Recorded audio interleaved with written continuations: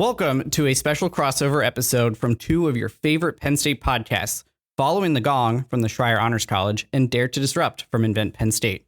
My name is Sean Goheen, and I'm your regular host for Following the Gong, and I'll be your host today. The hope is that listeners of both shows will get some insight into the entrepreneurial side of Penn State and exposure to both shows. I'm joined by Katie DiFiore, behind the glass, as they say, who is your regular producer and editor on Dare to Disrupt. I'm very excited to introduce you to our two guests on this special collab, but first, a bit about both shows if you're a new listener. On Following the Gong, I sit down with scholar alumni to provide mentoring on demand with perspectives across a wide array of Penn State experiences, identities, and industries. When scholars have their honors thesis approved, they ring a ceremonial gong, something both of our guests have done. On Dare to Disrupt, our first guest interviews Penn State alumni who are innovators, entrepreneurs, and leaders, and shares the stories behind their success. Ryan Newman, class of 2001, is your regular host on Dare to Disrupt. He earned his BS in economics with honors and is a managing director at Goldman Sachs. He has over 20 years of experience at the firm working in wealth management. Ryan also has had an equally long career as a Penn State volunteer for both the Smeal College of Business, the Schreier Honors College, and Invent Penn State, which dates back to the fall after graduation. We're also joined by Dr. James Delattre, class of 1997, who serves as the Associate Vice President for Research and Director of the Office of Entrepreneurship and Commercialization. James earned his BS in Chemistry with honors from the Eberly College of Science and his Ph.D. in Chemistry from Berkeley. After several years in industry, James now oversees Penn State's entrepreneurship efforts, including Invent Penn State, the LaunchBox Innovation Network, which has locations across the Commonwealth, and this very podcast. James and Ryan, it's a pleasure to chat with you both today on both of these shows. It's even more exciting that we're recording this all together here live at the Eric J. Barron Innovation Hub downtown, while Ryan is here to receive the Alumni Fellow Award from the Penn State Alumni Association. So we'll start off and say congrats, Ryan. Thank you so much, Sean. And I just can't get over the fact that we're all sitting in one room together with microphones and booms and all the other pieces to it. This is fantastic to be here, and I feel like I'm amongst podcasting royalty here. So thank you so much for inviting me. And Ryan, congratulations on the Alumni Fellow Award. Thank you so much. Yeah, this collab has been months in the making, and we're very excited to bring it to you as our listeners. And welcome to anybody who's new to the respective shows.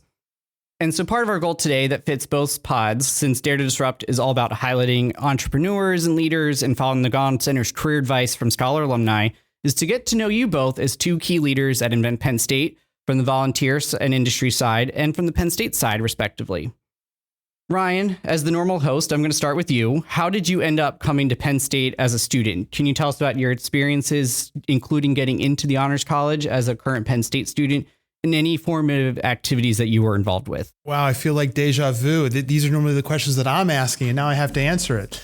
Well, I'm originally from New York, Long Island. My parents would say New York proud, and moved to Bucks County when I was in my young adolescence and went to public school in Bucks County. And I remember the first time I visited Penn State, I was like, wow, this place is like summer camp, but you actually get to learn here too. So I was really taken by the university the first time I visited. I love those line ambassadors giving those tours, walking backwards on campus. And so that was my entree into Penn State. In terms of the Honors College, I did not get accepted to the Honors College straight out of high school, but one of our tour guides actually was a scholar alum. And I remember my mom saying at lunch, Ryan, this sounds like something that you would be interested in. And so from that moment in the back of my head, a seed was planted, perhaps somewhat subconsciously by my mother, to really work towards that. And so it was after my second year that I actually joined the Schreier Honors College. And in some ways, I say like I had two Penn State experiences. It was the initial experience into Penn State, and then it was like the rediscovery of Penn State all over again as a scholar alum. Awesome. So I think it's safe to say that you were doing Mr. and Mrs. Schreier proud. I know you got to meet them. And one thing that they were very proud of was the thesis project that every scholar does, which is certainly something I imagine can be useful to any entrepreneur, as we'll get to. So how have you used your thesis experience in your career, whether it's the private industry or in your volunteer career here at Penn State? Because you really do seem to have two jobs. Well, I appreciate you saying that. I absolutely love the thesis concept. I will say the work and research maybe was a little more challenging. But for me, I took a really big risk. And instead of just picking a thesis topic that was sort of in line with either my previous life experiences or my major, I actually teamed up with a great professor, Dr. David Shapiro, and had the chance to travel to Cameroon and did a thesis on fertility transition of female adolescents living in Cameroon, something that I knew nothing about. But under Dr. David Shapiro's leadership, I was able to build an econometric model and use that model to really suss out some of the details related to the behaviors of female adolescents and around the timing of first birth. And while that experience was very impactful personally, it really didn't directly relate to my day job, but the act of doing rigorous research, building an econometric model, all really did pay off in folds. And for me, here I am 23 years later, still talking about my amazing experience in Cameroon. Awesome. I love it. Now, James, you oversee this entire operation here that we sit in the Innovation Hub. And before we dive into more about Invent Penn State and the background of the Dare to Disrupt podcast, let's get to know you. So tell us your Penn State origin story. How did you end up as both a Nittany Lion and a Schreier Scholar? Happy to. So I grew up in York County, Pennsylvania. It was a wonderful neighborhood experience where when Penn State was on, everyone was out in their lawns, in their lawn chairs. They'd drag a TV out, and it was a neighborhood party. So Penn State neighborhood. And then my sister, who's 4 years older than me, came to Penn State, and I started following her up starting at the age of 14. By the time I was 14 and a half, I knew I would be a Nittany Lion. I fell in love with the place. I did not originally even contemplate the honors college. Because we had so few AP courses in my small high school, I was just hoping that I could kind of keep my head above water at Penn State. Shortly after I got here, I connected with a chemistry professor, a junior faculty member. He was looking for people to do research in his lab, and that sounded fun to me. So I started working with him, and after 2 years, I'd started to work on my first publication. And another one of my colleagues in the lab said, hey, that publication you're working on could be your honors thesis. I hadn't really thought about it that way. So I started talking to some other colleagues that were in the honors college. And within a year I was in, strangely, my first honors course was with Dr. Shapiro, honors economics. And that was my first introduction to business and made me absolutely fall in love with business. So that is a wild coincidence that he was your thesis advisor. I had no idea. So not only was Dr. David Shapiro my thesis advisor, he was also at my wedding, which just shows you that the amount of time you spend together with your thesis advisor in college. So yeah, it was a great experience. And then having those research publications and experience in the laboratory was incredibly helpful when it was time to apply for graduate schools. So I think that work in the lab and my honors thesis distinguished me whenever it was time to apply. And so I was fortunate enough to get into Cal Berkeley. Awesome. Well, James, let's talk about that. How did you take the undergraduate thesis and roll that into your PhD research? Yeah, so I was focused on inorganic chemistry, crystals in particular, so studying the crystal structures of inorganic materials. And that's fairly specialized. It's not very common for folks to be coming out of their undergrad having studied powder diffraction and all these different techniques that are common.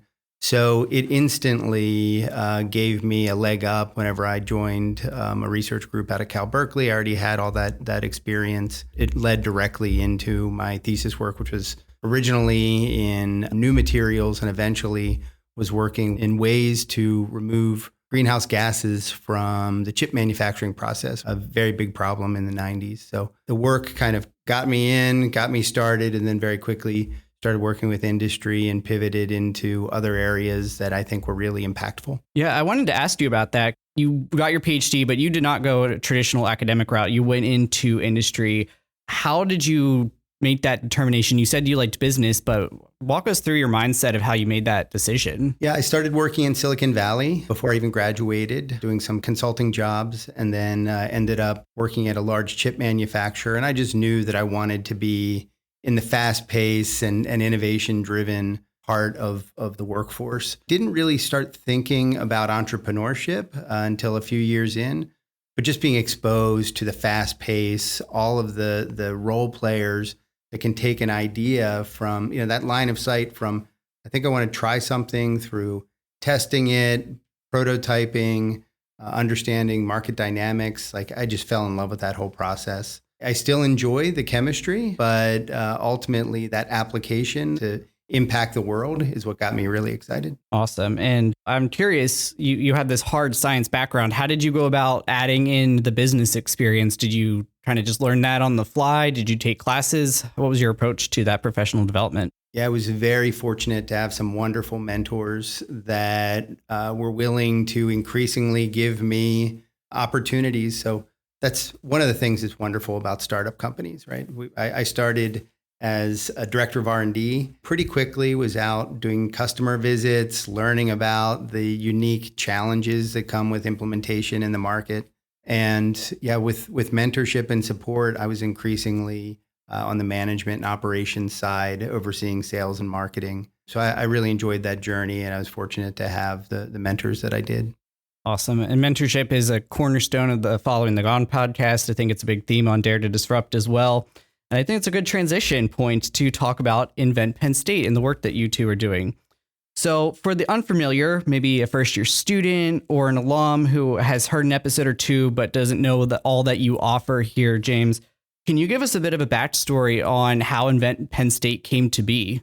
Absolutely. So this building's namesake, Eric J. Barron, when he joined the university, I think he saw that there was an opportunity for us to do more in a couple different areas. One, we're consistently a top 20 research institution. But if you look at some of our commercialization outputs, we probably weren't in the top 25, more like 60 or so. So focus in that area for sure. Also, as you look around the Commonwealth and you look at the communities that are home to our Commonwealth campuses, many of them are in need of innovation and economic revitalization. So programs that help demystify the process of starting businesses is something that we saw as a real need. So it's a combination of this kind of service to the public to better serve the entrepreneurial ecosystems of the state, plus focus on research commercialization is what kind of brought us in and crystallized this view of Invent Penn State as an important part of the university. Awesome. And I like your choice of words there, given your background there with your honors thesis. So well played there, James. So Invent Penn State, like the Schreier Honors College, is very cross-disciplinary. But can you explain exactly how your work, your team, as we sit here in your building with you and Katie, how you fit into the Penn State ecosystem, as well as both the mission and vision of Penn State? Yeah, happy to. So we play a coordinating role across the Commonwealth, working with every college and every campus to drive economic development, job creation, and student career success. None of that can be done in a silo. Those are big, lofty goals. It's hard. The tagline of Invent Penn State is the ingenious power of partnership. So we have to work with everyone. Otherwise, we'd never be successful. None of these things can be done alone. Faculty, students, community members, all of them are supported. This really flows from our land grant mission. So as a land grant institution, we teach, we do research, and we serve the public. And so our land grant mission for 130 years has largely been lived through agricultural extension, right? Every community in Pennsylvania, if you're a farmer, you've got some type of an issue, you go to Penn State's Ag Extension office, all the know-how of the university springs into action to help solve your issue. We're trying to complement that service model that for 100 plus years we've delivered for the agricultural industry to all the other industries that require support, the tech industries, food service, you name it. Awesome. And I think there might be some words inscribed on Old Main that probably fit into that too. So, you mentioned all the community members, the faculty, the students. So how can students, whether they're in Schreier or not, any Penn State student, or even alumni or community members across the Commonwealth, how can they get engaged and leverage these programs? Obviously, if you're listening to this, you can click and follow the Dare to Disrupt podcast. If you're not already doing so, you should pause this and do that. But tell us about some of the other great programs that you've got going on here and how folks can plug into those. First and foremost, I would encourage everyone to go to invent.psu.edu. That's our website where we describe all the programs under the Invent Penn State umbrella. And at the bottom, there's a place to sign up for the Invent Penn State newsletter. And each month you'll get a description of all the wonderful things that are happening, opportunities to engage. We showcase events like Global Entrepreneurship Week, the Venture and IP Conference. So these are all wonderful places for either entrepreneurs or people that are interested in exploring entrepreneurship to engage, learn more, build these networks that ultimately are so helpful. People take their ideas and start to explore the possibility of taking them to the market. If a student or a community member says, I don't have an idea for a business, but I have some skills that could probably be helpful to a startup and I want to plug into that culture, how can they get involved? Definitely visit your local LaunchBox. across the state. 96% of Pennsylvanians are within 30 miles of one of our launch boxes. So go there, meet the director, learn more about your local ecosystem.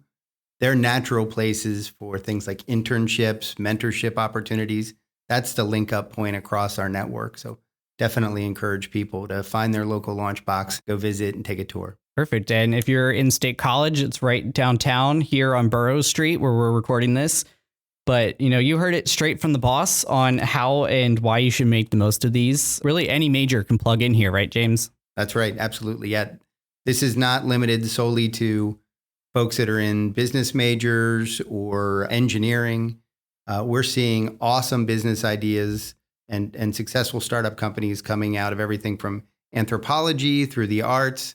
If you've got a passion about making an impact, entrepreneurship very often is a way to do that and have it scale. We're happy to talk to anyone from any background. I think that's awesome. Transitioning a little bit, Ryan, I mentioned in the intro, you work in private industry and you volunteer your time and energy to host Dare to Disrupt. And some of our folks listening today are quite familiar with your voice, but how did you get plugged in as a volunteer with Penn State? And then specifically, we mentioned SMEAL, Schreier Honors College, and Invent Penn State. Well, I appreciate you asking that question. I graduated in the spring of 2001. And by the fall of 2001, I was already coming back to campus. So my first inaugural trip back to campus was in the fall of 2001. And I remember thinking, it's so unusual to want to come back so quickly. But for me, I've always had this duality of being a teacher and a learner. And in some ways, I always say that teaching is the oxygen for my learning. And so with that as a backdrop, for me, I wanted to come back and to articulate to my fellow classmates what I had already started to learn just in the days, months, weeks after leaving State College. And I actually got my first formal mentee, a gentleman by the name of Trevor Walter, who's now a very senior executive at Sheets. And prior to that was a financial trader on Wall Street. And literally, he was the first mentee I had as a mentor. He was a first-year student. I had just graduated, and then the line continued on from there. So for me, I just never disconnected from Penn State. It was a continuous degree of connection because there were so many ways I could exercise so many muscles here at the university that, quite frankly, weren't yet being exercised in a working environment because I was obviously just sort of getting started. And then from there, got reconnected with the Schreier Honors College, joined the External Advisory Board, which was a chance to really provide some input to the Dean of the Schreier Honors College.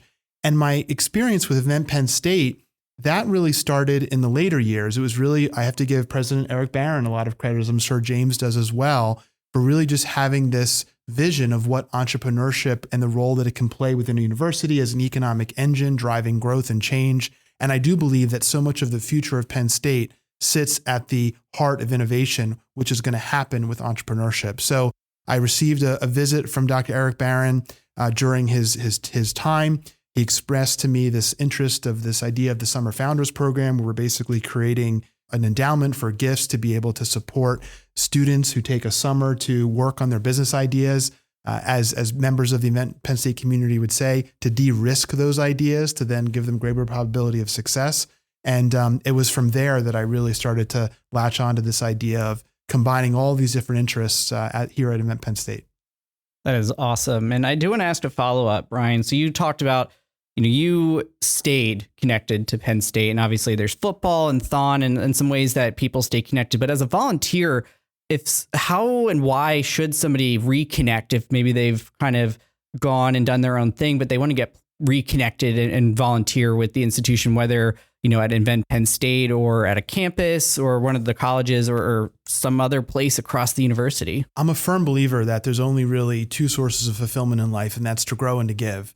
And so many of us are outgrowing in our profession, but the question we have to ask ourselves is, what are we doing to give? And for me, the greatest form of giving is mentorship. And when I talk to students at Penn State, when I talk to students on campus, the number one question they have for me is around what they want to do with their future. I was asked that question just today.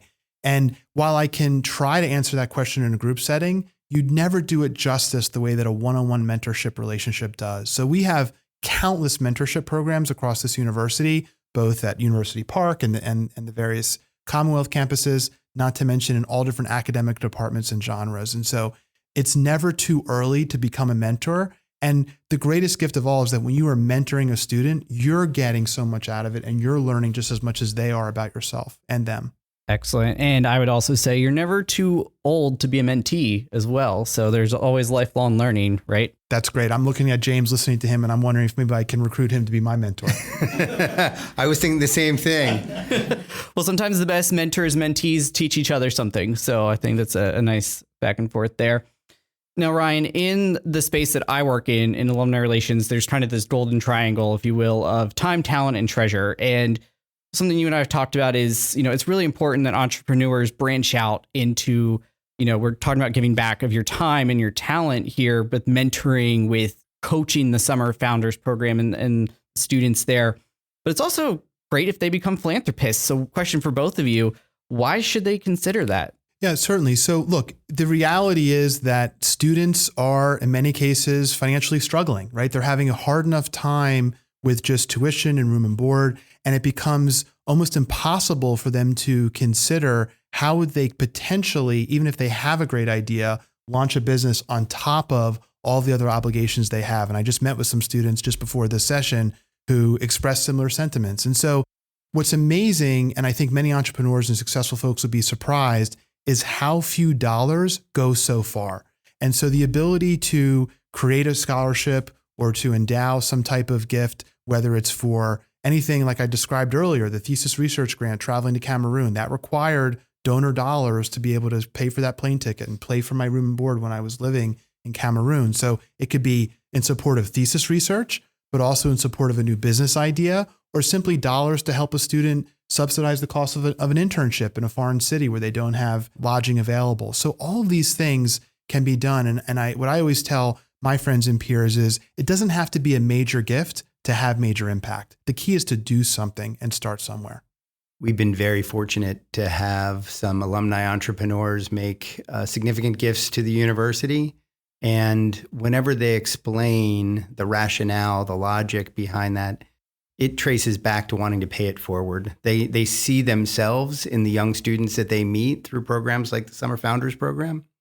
They get very excited about enabling that creativity, and they want to make sure that Penn State is a national player in entrepreneurship and innovation in tech startups. So they're paying it forward. They see an opportunity to give a gift and an opportunity that maybe they didn't have. So we're very thankful for them. And then with the financial support, when that's complemented by the mentorship, that really changes someone's trajectory. And we've got many examples of students that can trace back to engagement in programs like Summer Founders, working with people like Ryan. It changes their whole trajectory in life. Awesome. So James, if somebody wanted to help out students, whether through mentorship or through philanthropy or both, how can they get that conversation going? So we work closely with colleagues in university development. Heather Winfield from Strategic Initiatives is always happy to have those conversations. And we work closely to make sure that the time spent is equally weighted and valued as any contribution financially, because we think that the learnings that come from the mentorship are equal, if not greater, in terms of changing someone's life path. Awesome. Now, going back to the volunteerism side, right? We're talking time and the talent. Ryan, you've invested a lot on that side as well. And one of the ways you've captured that is with the Dare to Disrupt podcast. But, you're 20 episodes deep, 20 some episodes deep at this point. How did it actually come to be? What's the origin story? I think we all want to know, how did this get going? Well, I deserve zero credit. I will simply say that I was talking to some folks in development, Sean Miller and Rob Jackson, about this concept of having a successful entrepreneur in particular that I thought would make sense that the university needed to hear from, because quite frankly, there are some amazing entrepreneurs doing some incredible things out there. And so I went to my normal contacts and said, hey, we need to do a Zoom. I want to do a Zoom meeting with this person. And Sean and Rob quickly said, well, we actually have some other ideas in store for you. And a name of someone that up until that point was unknown to me became instrumental, not only to the ability for the podcast to even get done, but to be nearly as successful it is. And that's Katie DiFiore. So in walks Katie Di Fiore. And quite frankly, I got nothing else to say about that, but I'm sure Katie can say a whole lot more. Well, Katie, do you want to step out from behind the proverbial glass and join the conversation here and add some more context to the story?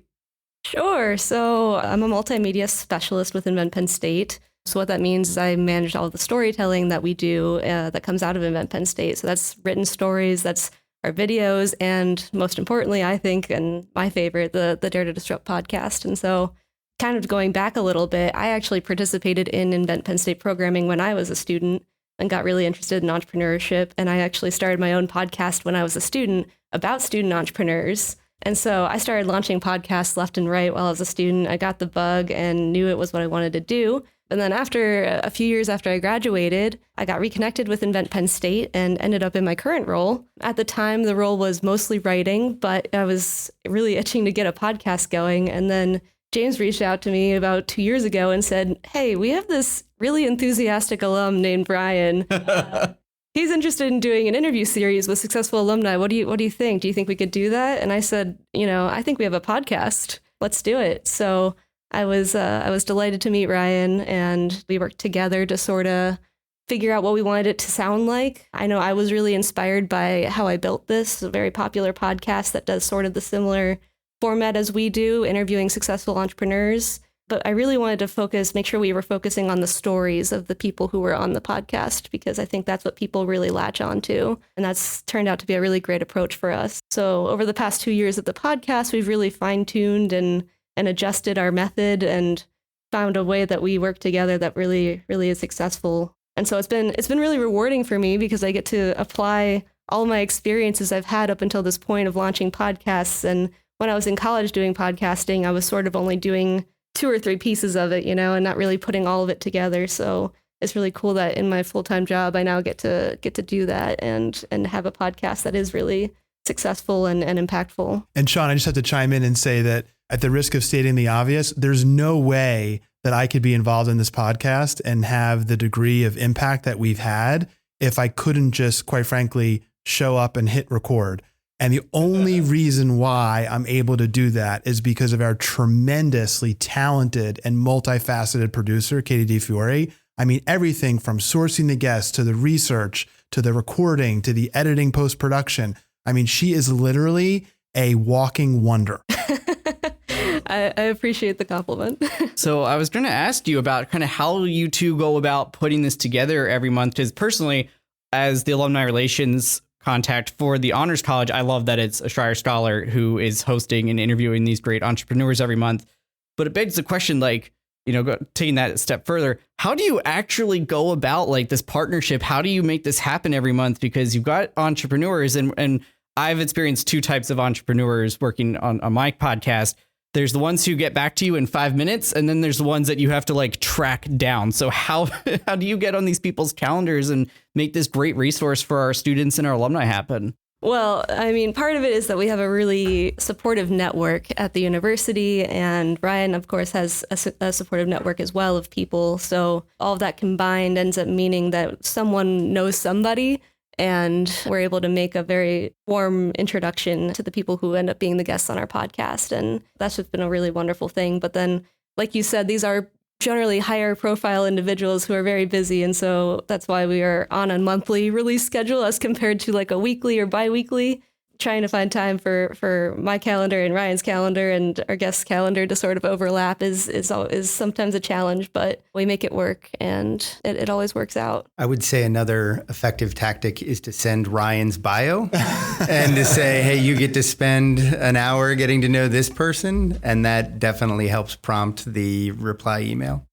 So I have to ask you two, normally, just like on mine, most of mine are recorded remotely. Yours are all recorded remotely. How does it feel to actually do this? You see the YouTube videos of people. How does it feel to do this in person? I think it's great. I'm such a huge fan of Katie's. And so anytime I get to spend in her presence is amazing. I think the setup today is really awesome. I mean, this is so cool looking. And I just think I look forward to future collaborations in person as well. Yeah, it's a throwback for me, really, because the podcast that I did while I was in college, I actually built my own podcasting studio in the house that I lived in college. I built the soundproofing panels, and someone was nice enough to donate a really nice microphone. So it's cool to do it in person, but it's also been a fun adventure to learn how to do it remotely and do that effectively and learn all the tools involved with making that successful as well. Well, Sean and James, see, we need to add that yet to the long list of already things that Katie's talented with. She not only can design a great podcast digitally, but also physically, as in the space. We knew that Katie was a rock star coming in. I didn't know about the construction skills on top of everything else. We need to get her in the makerspace after this. I actually have been taking welding classes down at Origin Labs. So if you're interested in that, that is clearly another reason to come visit the Innovation Hub here. I didn't even know you had welding. That's awesome. We do. It's really cool. It's really cool. That is amazing. Well, that's a little bit of a peek behind. Obviously, there's lots of editing, promotion that goes into it, but it's so rewarding to put these out for you, the listener, to get something from these incredible people that we bring on every week. And in this case, 3 of you. So we got that peek behind the wizard's curtain, if you will. But now the why, right? You clearly want to highlight these incredible things these incredible Penn State alumni are doing in the entrepreneurial sphere. And it's clearly resonating because, Katie, you shared with me as we were planning this collab some data points, and that you've published, as of the time of recording this, over 20 episodes. And mind you, this is a monthly show. And you have over, as of September, 50,000 downloads and streams across the different podcasting apps that you can use. How does that make you all feel?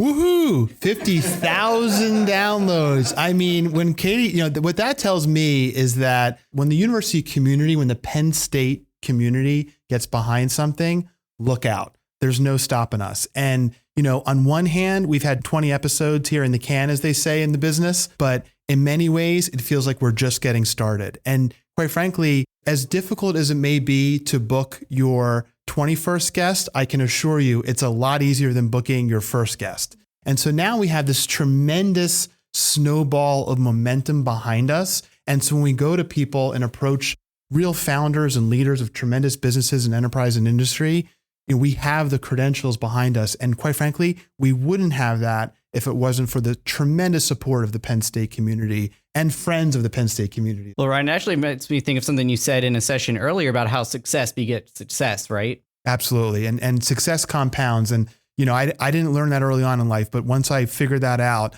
I was really hooked. So what has been the most exciting part of this whole endeavor for you three? Wow.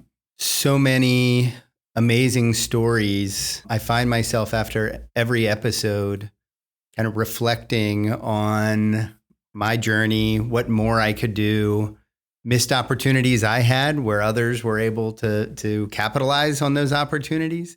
Yeah, I think it's just a wonderful stream of learnings around leadership and keys to success.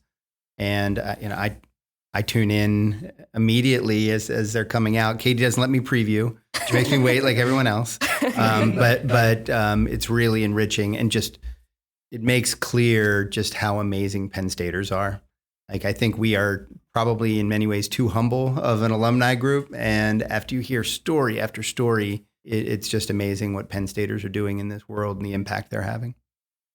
Yeah, I would say one of my favorite parts of the podcast is the part that we do at the end of every episode. We have a current Penn State student on every episode to ask the alumni entrepreneur a few questions of their own. And I just love that segment so much, because what happens with that is usually a really meaningful connection is formed between that current student and the alumni. And those have turned into, several of them have turned into long-lasting mentorships. And I really think it embodies what Invent Penn State and Penn State is all about, making those really meaningful connections and helping one another succeed. So I'm really proud to have played a part in creating that opportunity for those students. That's awesome. And so, Ryan, speaking of, we hit the 20 mark. There's always this, how can we fit in? You have a Super Bowl winner on your show, like we have, humble brag. Then you try and time that around, the Super Bowl, right? So how does the role of timing when you interview and release these episodes play into both the promotion side, but also the growth cycle and the evolution of the business for those founders? I appreciate you asking that. We really, the short answer is we have a lot more work to do on this. And I think it actually might be a thesis topic for somebody one day to sort of analyze the Dare to Disrupt podcast and the role of the founders, which is not really to say anything about our importance to them, but more along the lines of, if you capture the right founder or entrepreneur or Dare Disruptor, what you're really capturing is that momentary lightning in the bottle. And, I'm looking at Katie because it was our second podcast interview. We were just getting off the ground, and we had secured Mo Bende, the founder of Carrot, as one of our podcast guests, who another David Shapiro plug. He was in my honors econ class with David Shapiro as well. So I had fond memories of Mo. And the interview was scheduled for early October. And all of a sudden we get a message from his assistant asking if we can delay the interview until mid-October. And we were already under the gun to get the next episode released. We were super stressed. We're still trying to figure out all the mechanics. But obviously we're always at the will of our guests. And so of course we acquiesced.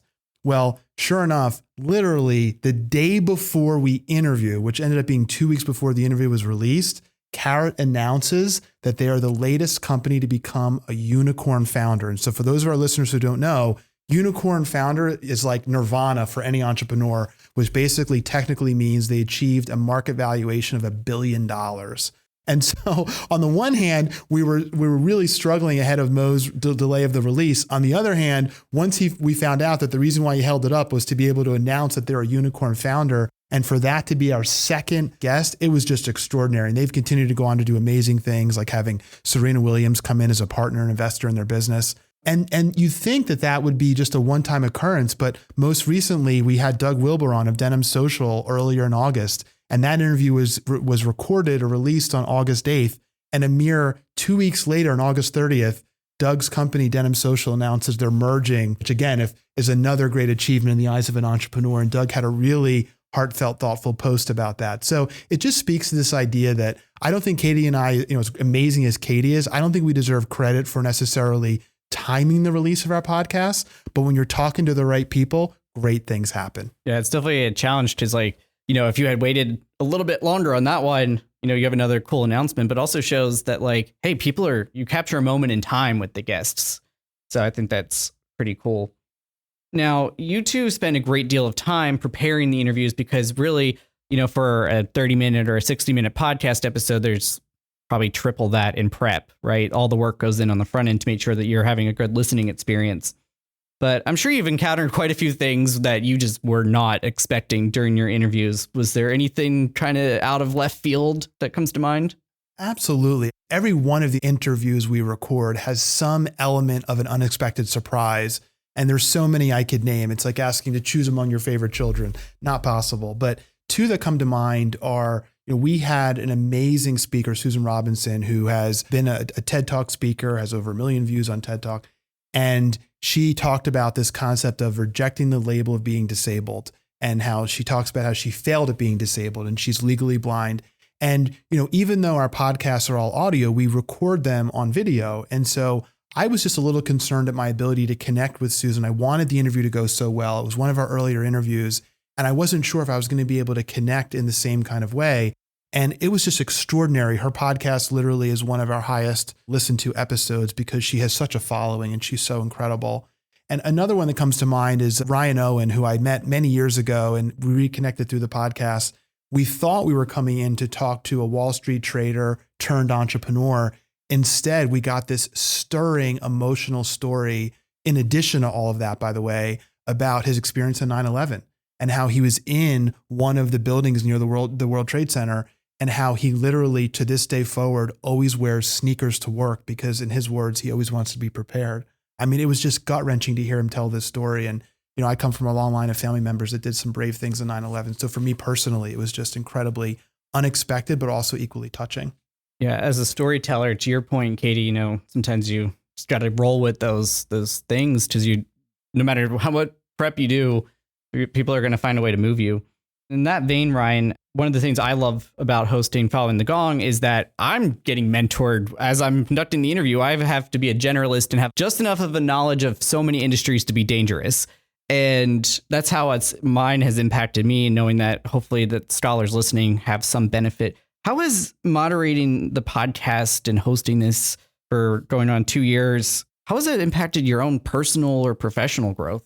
Yeah, I appreciate you saying that. And for me, it's like you'd think it'd be a business answer, but it all comes back to just life and death and just how precious life is. I lost my best friend at the bus stop in 4th grade, and that really shaped so much of the way I think about life. And, 2 podcast guests in particular touched me in this way and really educated me. One was Doug Leach of Ascension Recovery Services, who's a huge Penn State supporter. And, Doug talked very candidly about dealing with anxiety as a student at Penn State and the coping mechanisms that he had to turn to be able to achieve that outcome. And I was listening to him, and there was a former Penn State student, somebody that I grew up with who had recently passed away, and, that I know had some issues and bouts with anxiety when they were younger. And I couldn't help but to look at Doug and really kind of understand for the first time what this friend from growing up was possibly dealing with. And yet at the same time, to see Doug grow from that in the way that he has and have such tremendous success, it's really extraordinary. The other one that comes to mind is Gary Gilliam, who's another Super Bowl person that you can, maybe not the same one we had on Following the Gong, but certainly somebody that's also done incredibly well. And there was a former colleague of mine who was dealing with a very big health challenge. And I wanted to write him something that I thought would be very impactful. And rather than use my own words, I actually went back to the Gary Gilliam podcast. And Gary had this very stirring moment where he was going to quit football. This is when he was at Penn State before he ever went to the NFL. And he called one of his teachers from the Milton S. Hershey School. And I could never do it justice.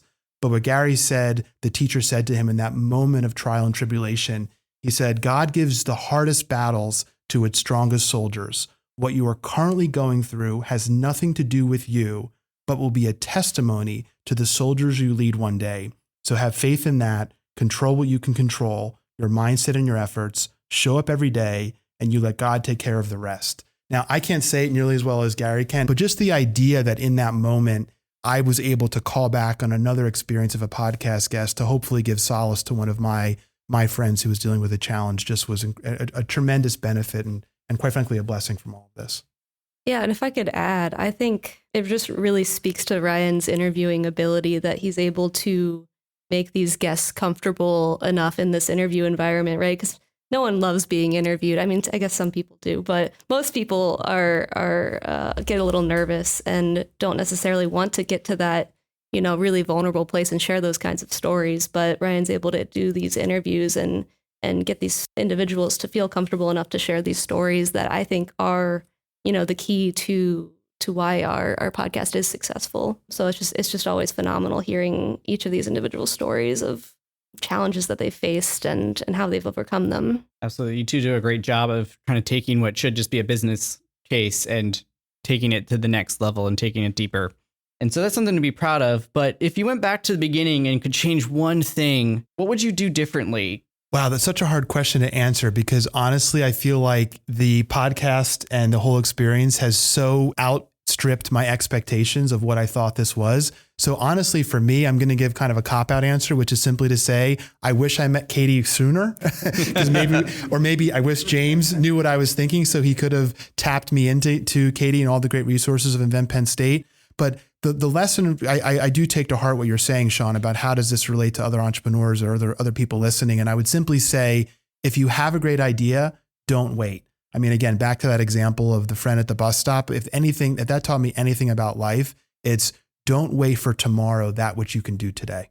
It's very interesting. I think I was very lucky in college to have been told pretty early on that what I was doing with podcasting was entrepreneurial. And so that sort of allowed me to enter into this whole world of entrepreneurship with open arms. And I think that's a key takeaway that people can have from this is maybe that something that you're doing, something that you're working on, a project, whatever it may be, is probably more entrepreneurial than you think it is. If you're out there looking for the resources and you're out there trying to put your idea into action, then that's entrepreneurship right there at its core. I'll add that universities are based on wonderful storytelling in the classroom. And what I think we've learned, and probably learned it a little too late, is how important storytelling is to bring together alumni, friends of Penn State, mentors, mentees. Good storytelling is just amazing. And I'm glad that we have this incredible team committed to doing that on a regular basis. It just amplifies all the wonderful things that are happening, not just at Penn State, but across our alumni base. Ryan, did you ever envision yourself hosting a podcast? How do you fit this in with what I'm sure is more than 40 hours a week at work? Well, the only way I fit this in is because of Katie DiFiore, which I think we've covered. But in terms of, if I've ever envisioned myself doing, I guess I would say I really aspire to live by that Einstein quote that he said he was not smarter than everyone else. He was just passionately curious. I do have an insatiable curiosity. And in particular, I feel like I have an insatiable curiosity to learn about people. And so when we hit record on that podcast, we've got a list of questions that Katie has aptly prepared, but so much of where we go with the conversation is a function of the guest. And so for me, when it becomes a labor of love, you want something done in life, ask a busy person. So something I always like to ask in the tail end of following the gong is to talk about your biggest success and the biggest mistake you've made and what you've learned from those experiences in a way that those listening can also learn something from that experience. So I'd love to have Ryan and James, if you can answer that question. Wow, that's a doozy. I can go first only because I talk about this incessantly to Penn State students. My biggest mistake/failure was going back to that tour of Penn State and seeing those line ambassadors give that tour. The little seed that was planted by my mom that said, maybe you could be in the scholars program one day. She also planted another seed that said, you'd be great at giving tours of Penn State. And so I really wanted to do that. And that's the line ambassadors. And I dutifully applied and was not accepted. And so I said, well, I'm going to try again. And the next year I filled out the application and tried again. And I did not get in 2 years in a row. In fact, I still have the rejection letter from a person who will remain nameless, but is on my wall at home hanging up. And I hung it intentionally because at the time it was it was a crushing blow. It felt like the biggest failure that ever could possibly come. But I share with Penn State students because it really speaks to this idea that even the things that we sometimes put too much importance or focus on ends up being not what the universe has in store for us. And that was, I never got to be a line ambassador, but that didn't mean I wasn't going to find ways to give back and contribute to Penn State in some way. Well, Ryan, I think you have ended up giving tours of Penn State through the stories of the alumni that you interview here for so many to hear on demand. So I think you're right. I think it all worked out for you. I love that, Sean. I still don't have a line ambassador license plate, but I'll take that. James, what about you? I was a Lion ambassador and I feel bad. I feel badly. I don't believe I was on the selection committee. I think you graduated before Ryan was a student, so you're off the hook. Therapy session will begin when the podcast ends. The walking backwards part is very hazardous. So I just want you I'm glad that you never had to endure that. Taking advantage of all the opportunities that Penn State had was life-changing for me. But I could have done more. And I look back at several clubs. I look back at other ways that I could have started to pay it forward earlier. I was taken aback by the fact that a year after you left the university, you were already giving back. It didn't even occur to me. So I could have done more because Penn State gave so much to me. I'm trying to make up for lost time now. You're doing a great job, James. You're incredible. You're a great asset to Invent Penn State and the broader Penn State community. And the day I met you, and especially the day you introduced me to Katie, who I give you credit for obviously hiring, was really life-changing in my Penn State journey. So we have 3 questions left for everybody. What's a final piece of advice that you would give for each Penn State student, alumni, or fan who's listening who want to take the leap into something out of their comfort zone and pursue it, be it a business, a podcast, a career change, or something else? Well, for me, I would simply say, to quote a famous quote that I don't know who it's originally attributed to, but I've heard it the most by a motivational sports psychologist named Dr. Rob Gilbert, which is simply, it's the start that stops most people. So what are you waiting for? I love that. I would say be vulnerable. These things are hard. And if you lean into the people that are around you, that are there to support you, you will go so much farther, faster than you ever imagined. So on Following the Gong, as I mentioned in the intro, we like to say that it's mentoring on demand. And Katie, you talked about storytelling on the Dare to Disrupt podcast. And, there's really only so much we could cover here. I feel like we're just scratching the surface of both your stories and that of Invent Penn State and the impact that you're having on the Commonwealth. So that being said, what is the best way that a listener can reach out and connect with these different opportunities and you all as alumni and volunteer or staff leaders to, take the conversation further if they want to learn more about you, give back through the volunteer programs that you have? Well, for us in particular, I think LinkedIn is the place where a lot of our business and our guests really tend to be. It's sort of like professional social media or social media for professionals, so to speak. Although that's obviously changing. I was just meeting with one of our summer founders who made it pretty clear that there's a lot of other social media vehicles and platforms that are in existence now and will continue to thrive. But for me personally, LinkedIn is where I spend most of my time in terms of connecting with students, alums, volunteers, et cetera. I love just getting a call, getting an email. So my contact information is available through the Invent Penn State website. My email address is jdelattre@psu.edu. So happy to hear from anyone and play a role to direct them to the right person or program to help them through their journey. Awesome. And finally, as we traditionally wrap up on Following the Gong, if you could be a flavor of ice cream from one of our favorite local businesses, not sponsored yet, the Berkeley Creamery right here at University Park, which would you be? And Ryan and James, as Scholar alumni, most importantly, why would you be that flavor? And Katie, I'd also love if you want to jump in and give an answer too, as our producer behind the glass and friend of the pod. So I have been trying to get the Berkeley Creamery to launch Entrepreneurship for years, and it would have a good amount of caffeine and chocolate in it. Would be the key. So yeah, we've been hoping for that for a while. Maybe someday, like upcoming Startup Week, that could happen. So for me, I've got to go with Scholar's Chip. I had the distinct pleasure, and I really view it as an honor of giving the official tour to Atherton Hall of Bill and Joan Schreier. And it was one of my crowning Penn State achievements to be able to share that space with them that they had generously donated to create.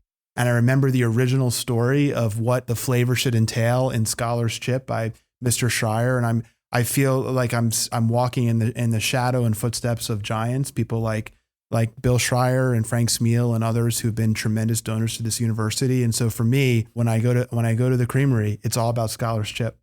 Perfectly on brand, Ryan. So I did spend some time perusing the different ice cream flavors on the Creamery's website before this, because I always get death by chocolate, and I feel like that's not a personality that I want to have. So as far as flavors I enjoy, that's my favorite. But the one that I found that I think is more closer to my personality would be Arboretum Breeze. I spent a lot of time as a student at the Arboretum. I love the outdoors. I love all of the hiking that's available in State College. That's half the reason why I'm very happy that I ended up here. And also, if you don't know, Arboretum Breeze is mint vanilla ice cream with chocolate chips and raspberry swirl.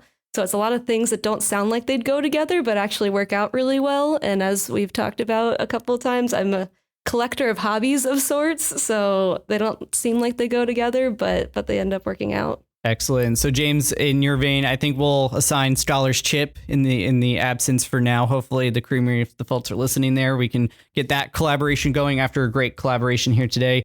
But that will chalk up 3 new entries on Team Menu with 2 Scholar's Chip and Arboretum Breeze. And if you don't know what I'm talking about, go back and listen to past episodes of Following the Gong on your favorite podcast app. So thank you all so much for listening on this first ever crossover for both Following the Gong and Dare to Disrupt. On Following the Gong, you can hear conversations bi-weekly during the fall and spring and monthly during the summer with Schreier Scholar alumni like Ryan and James here, and plenty of entrepreneurs who are providing insight and wisdom on the student experience in just about every industry you can think of.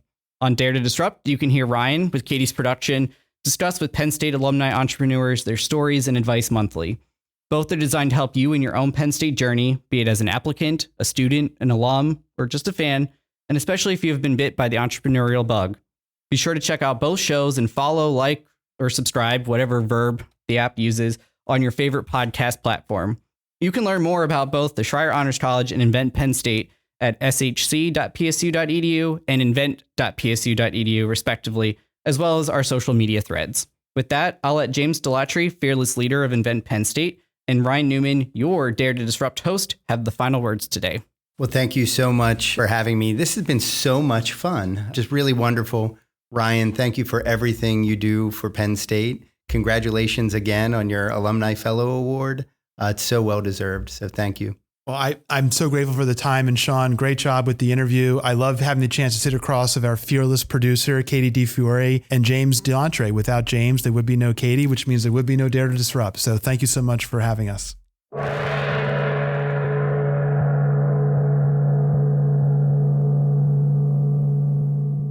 Thank you, scholars, for listening and learning with us today. We hope you will take something with you that will contribute to how you shape the world. This show proudly supports the Schreyer Honors College Emergency Fund, benefiting scholars experiencing unexpected financial hardship. You can make a difference at raise.psu.edu/Schreyer. Please be sure to hit the relevant subscribe, like, or follow button on whichever platform you are engaging with us on today. You can follow the college on Instagram and LinkedIn to stay up to date on news, events, and deadlines. If you have questions about the show or are a scholar alum who'd like to join us as a guest here on Following the Gong, please connect with me at scholaralumni@psu.edu.